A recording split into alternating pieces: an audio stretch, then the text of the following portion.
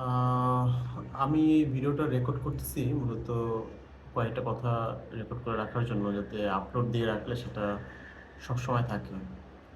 সম্প্রতি খুব একটা জিনিস খুবই ভাইরাল হয়েছে, সেটা হলো মিল্টন সামাদ্দার। আমি এই মিল্টন সামাদ্দার নিয়ে কেন কথা বলছি, এর কারণ হলো আজ থেকে আহ, 2 কি 3 বছর আগে যখন ফেসবুক অ্যাডভার্টাইজিং নিয়ে আমি একটা কাজ করতে যাই, তো কাজ করার সময় আমি অ্যাড ম্যানেজার থেকে দেখি, অর্থাৎ ফেসবুক লাইব্রেরি থেকে যখন মাঝে মাঝে অ্যানালাইসিস করতে হয়, তখন দেখতে পেলাম যে বাংলাদেশের টপ যে কয়জন ফলোয়ার আছে, মানে প্রোফাইল আছে সবচেয়ে বেশি ফলোয়ার, তাদের ভিতরে একেবারে মানে প্রোফাইলের ভিতরে খুব টপে একজন আছে মিল্টন সমাদ্দার। আমি এর আগে তাকে চিনতাম না।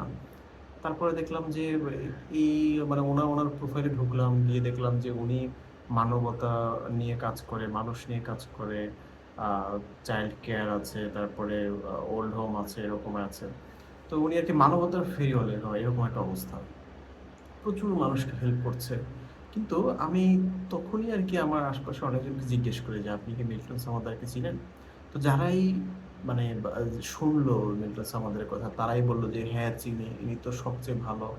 একজন বললো যে হ্যাঁ আমি তো ওনাকে সামনাসামনি দেখেছি, খুবই ভালো। এরকমের অসংখ্য রিভিউ সবাই বলতেছে। কিন্তু তখনই আমি সবাইকে একটা কথা বলি, আর যেটা আমার মানে সবসময় আমার লজিক্যালি এই বিষয়টা আমি ভাবতাম যে আমার যদি কাউকে দান করতে হয়, ঠিক আছে, তাহলে আসলে মানে ব্যাপারটা এরকমের কেন হবে যে আরেকজনের পকেট থেকে টাকা এনে তারপর আমাকে দান করতে হবে? এই দায়িত্ব তো মানে এই দায়িত্ব কি আপনাকে কেউ দিয়েছে? মানে এই দায়িত্ব কি আমাকে যদি আমাকে বলে আমার টাকা আমি দান করব, আমার টাকা আমি যত খুশি তত দান করব। আরেকটা বিষয় হলো মানে আমি যখন অ্যাড লাইব্রেরিতে দিলাম, আপনারা দেখতে পারবেন এই ফেসবুকের কে কোথায় কি অ্যাড রান করছে বা চলছে, এটা কিন্তু অ্যাড লাইব্রেরি থেকে দেখা যায়। তো মানে একটা বিষয় হলো, তিনি যে দান করছে, তিনি যে মানুষকে সহায়তা করছে, এই বিষয়টা সে রেকর্ড করে তারপরে সেটা সে ফেসবুকে বুস্ট করছে, এবং প্রচুর পরিমাণে তার মানে ডলার স্পেন্ডিং ওইখানে আছে, সে স্পেন্ড করছে, সে প্রচুর পরিমাণে ডলার স্পেন্ড হচ্ছে, অনেক বুস্ট করছে। আমার কথা হলো, আমি যদি কাউকে দান করি বা এই ধরনের বড় একটা কার্যক্রম করি, তাহলে এত বড় বুস্টিং কেন আমার করতে হবে? এটা আর একটা কোশ্চেন। আরেকটা বিষয় হলো যে যখনই আমরা কোনো কিছু বুস্টিং করি বা পোস্ট করি, তখনই আসলে উদ্দেশ্য থাকে, সেখানে একটা এক্সপেকটেশন থাকে, মানে প্রত্যাশা থাকে, মানে আমরা কিছু চাই, তাই না? তো প্রত্যাশা যখন থাকে, তখন সেটা তো যে কোনো কিছুই প্রত্যাশা হতে পারে, হয়তো সেটা দিয়ে লাইক শেয়ার পপুলারিটি যাচ্ছে। যদি সে পপুলারিটি চেয়ে থাকে কেউ, তাহলে তো এটা আর মানে দান হলো না। আর আপনারা জানেন যে ফেসবুকে যদি এই ধরনের মিলিয়ন মিলিয়ন অফ ফলোয়ার হয়, এভাবে ভিউ হয়, তাহলে সেখান থেকে একটা ইনকাম তো ওনার আসে। আর সর্বশেষ জানতে পারলাম উনি তো এখন মানে ধরা খেয়েছেন, এখন তো সবাই জানেন। তো মানে এর আগেও কিন্তু এই বিষয়গুলো আপনাদের মাথায় রাখতে হবে যে যখন একটা একটা কিছু যখন দান হয়ে গেল, আমি যখন দান করলাম, সেখানে কিন্তু আর প্রত্যাশার কিছু নাই যে আমি এটা পাবো। বাট দান যত নীরবে করুন সেটাই ততই ভালো।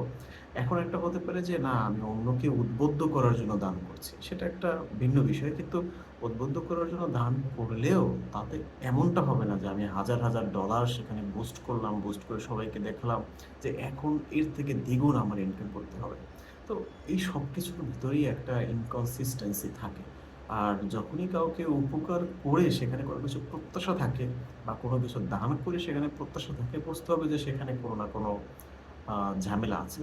সেই সময় থেকে আমি আসলে অনেককে বলে আসছি, কিন্তু অনেকেই আসলে চ্যালেঞ্জ ধরছিল বা এভাবে বলছিল যে না না না, মিল্টন সামাদ্দার খুবই ভালো, সেই রকমের, এনার অনেক বড় কিছু আছে, ইনি বাংলাদেশের টপ মানে প্রোফাইল যার সবচেয়ে বেশি ফলোয়ার। কিন্তু একটা বিষয় অবশ্যই মাথায় রাখবেন, যদি ডিসঅনেস্টি কেউ করে বা প্রতারণামূলক কেউ কিছু করে, খারাপ কিছু করে, প্রকৃতি সেটা ফিরিয়ে দিবেই। সেটা যেভাবেই হোক না কেন, আপনি বা আপনার পরবর্তী প্রজন্ম কোনো না কোনোভাবে সেটা সাফার করতেই হবে। ইতিহাস পুরো দেখলেও আপনারা সেটাই পাবেন যে কোনো না কোনোভাবে সেটা সাফার করতেই হবে। যাই হোক, তো এখন উনি ধরা পড়েছেন, আর ওনার নিঃসন্দেহে এটা নিয়ে অ্যানালাইসিস হচ্ছে এবং ইনভেস্টিগেশন হচ্ছে, অবশ্যই সঠিকটা বের হয়ে আসবে। তবে এখন পর্যন্ত যতগুলো রিপোর্ট বা যা কিছু বের হয়ে এসেছে, তাতে অন্তত এতটুকু সবাই নিশ্চিত যে কিছু না কিছু ইনকনসিস্টেন্সি বা কিছু না কিছু প্রবলেম সেখানে ছিল বা আছে। যাই হোক, ভালো থাকুন, সবাই ভালো থাকুন, খুবই ভালো থাকুন। ধন্যবাদ।